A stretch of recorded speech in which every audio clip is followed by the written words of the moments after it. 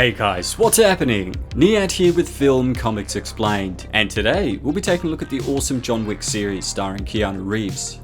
There are a few things in life that are certain, like our impending deaths, the fact that we all have to pay taxes, and how pissing off John Wick is the fastest way to meet your maker. First introduced in John Wick, Jordani Jovanovic is considered to be the most dangerous man on the planet, and is in essence the physical manifestation of death itself. With the recent release of John Wick 3 Parabellum, I thought it would be interesting to explore his history, his path in the films, and the nature of the universe he inhabits, and why you should not attempt to steal his car or let harm befall a pet that he adores. While the first film in the ever-expanding series introduced us to the dark, sleek, and well-dressed underground criminal society filled with assassins, who for the most part seem to abide by a code of conduct, each subsequent film has slowly uncovered more and more layers that make up the complex and gritty underworld, and the unique hierarchy that governed it, which is revealed to be ruled by members of a secret organization known as the High Table.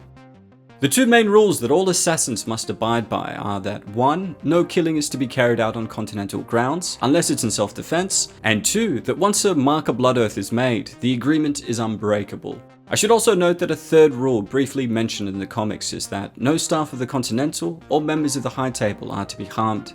Keanu is such an exotic name, but that is your real name. Yes, sir, that is my name. Yes, but now, and what does it mean now? Is it from Hawaii? Yes, it's a Hawaiian name and it means cool breeze over the mountains. Remind you of anything? Keanu Reeves is one of the nicest guys you will come across in real life, constantly giving up his seat on trains for others, organizing bus rides for stranded travelers, and telling random strangers that they're breathtaking. It's really going to be breathtaking. You're breathtaking! You're all breathtaking! It's no wonder then that the man is loved and adored by fans across the globe. So why do we enjoy watching him kill people? Well, for starters, it's because he's so damn good at it. And also because he generally plays good characters that have to do bad things in the name of what is right. With the exception of John Wick, of course, where he plays the representation of death incarnate with a heart of gold, who abandons his deadly past in the name of love. Well, John wasn't exactly the boogeyman. He was the one you sent to kill the fucking boogeyman. Born in Belarus, the orphan spent his youth growing up in the streets of an impoverished village within Mexico as a thief, as featured in the awesome John Wick comics, written by Greg Pak and illustrated by Giovanni Velletti for Dynamite Entertainment. In the same comic series, we see the adult Wick take vengeance on a crime group that had destroyed his village and killed 53 of its innocent inhabitants 12 years prior, in response to the child stealing their stash. It also sees the freelance hitman getting introduced into the ways of the Continental by Sharon, whom he meets for the first time, and it also shows his induction into a crime family as their death dealer, paving the way for his transition from an amateur to a professional boogeyman that would eventually be employed by Viggo Tarasov. The Continental is one of the major locations in the series which caters exclusively to assassins, and the one we see in New York is just one branch of many worldwide hotels that provide medical services for wounded hitmen, access to tailors that can outfit you with bulletproof clothing, as well as access to weapons and numerous other services to facilitate your needs. In the latest installment to the John Wick film series, it's established that he was adopted by the Ruska Roma, which is the largest subgroup of Romani people in Russia and Belarus. Trained by the director, who was the head of the Ruska Roma and who now operated a school for assassins, Jordani was put through a strict training regimen that included a mixture of ballet and combat to ensure that the recruits were not only good at killing, but also masters of movement, which he utilizes to his advantage in battle.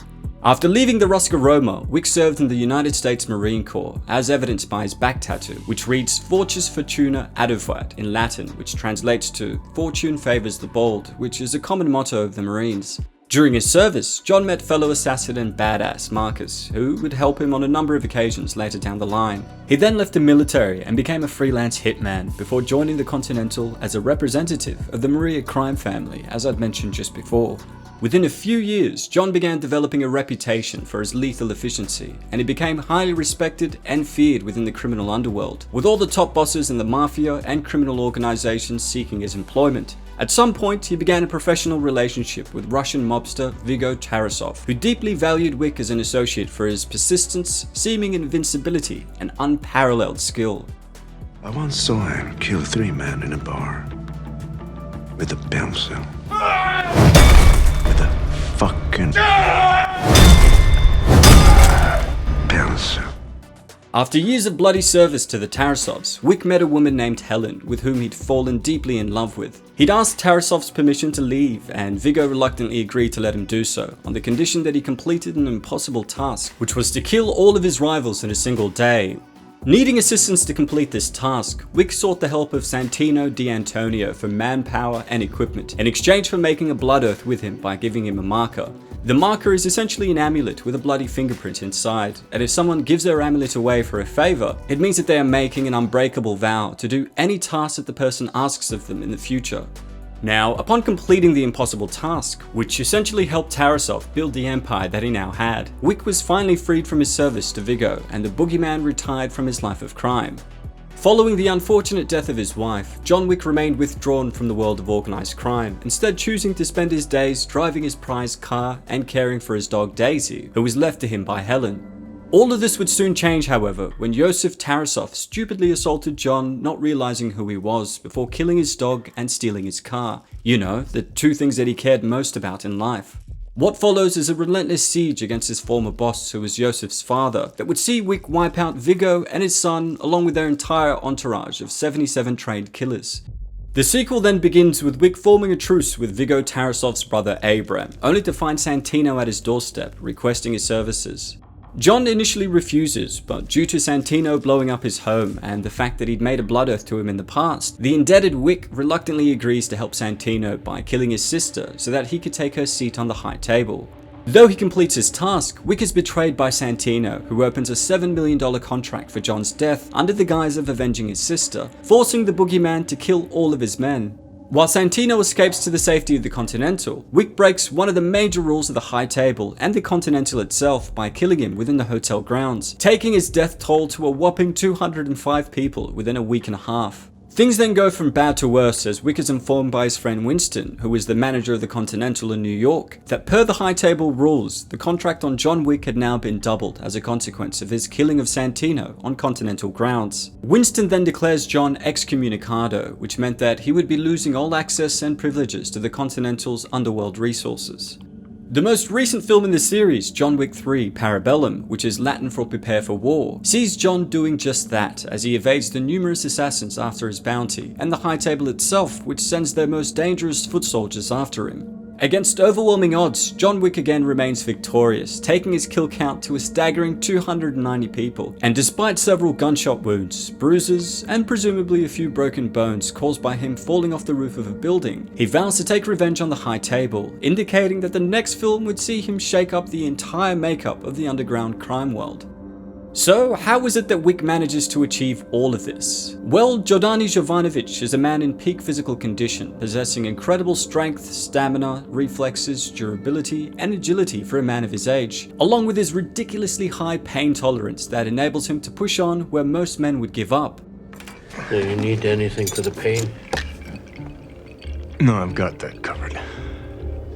Having trained in a school for assassins along with the Marines, he's an expert marksman with phenomenal proficiency for headshots, and a master in martial arts that can use his body and improvised weapons to bring down his foes. He has ninja-like stealth, is a master technician and driver who can use his car as effectively as his gun. He's also a skilled linguist, fluent in several languages, which enables him to blend in, and he has great knowledge of the human anatomy and physiology, which aids in his ability to take people down, as well as help him to take care of his own body when he's injured.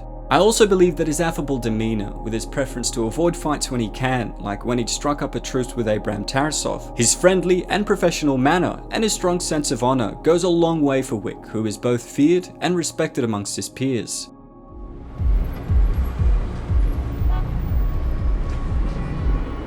Hello, Francis. Mr. Vig.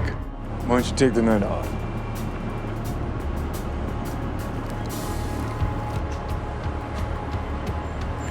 Thank you, sir.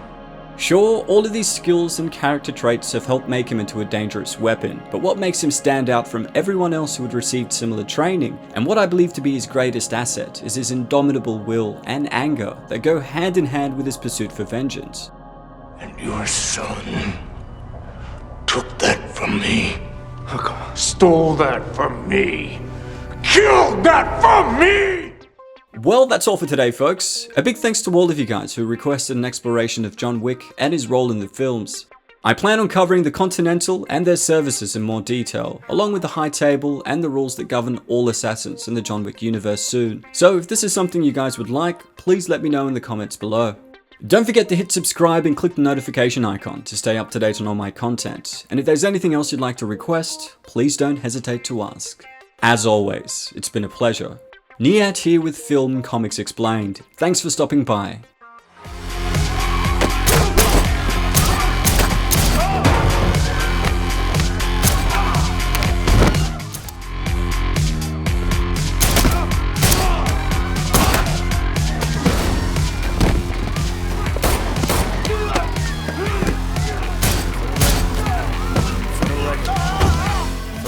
Been a little too nice to y'all.